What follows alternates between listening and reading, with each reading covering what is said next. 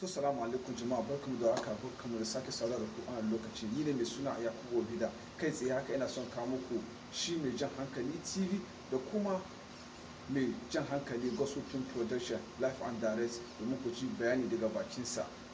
Na gode, ku dakace mu.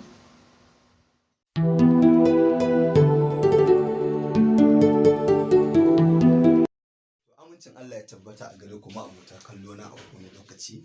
Ni ne dai laku wanda kuka sani da su mai suna Ivy Zango, shugaba sannan kuma wato mai wannan channel din mai suna Jan Hankali TV. A yau ne nake matukar farin cikin sanar da ku cewa wannan channel din mai suna Jan Hankali TV ta shirya tsaf wajen gabatar muku da ayyukanta kamar yadda kuka sani, tun daga kan hira da kuma manya-manyan malaman addini.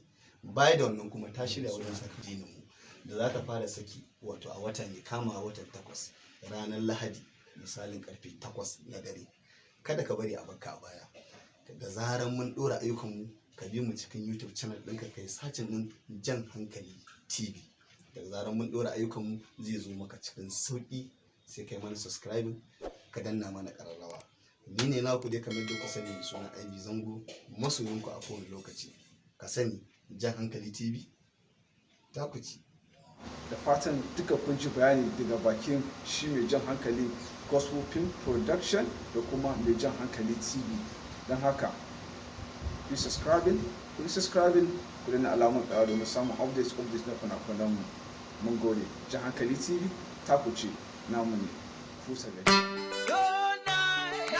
Stop me from praising you like the king, like not you to say. Oh, nah. Nah, nah, nah, nah.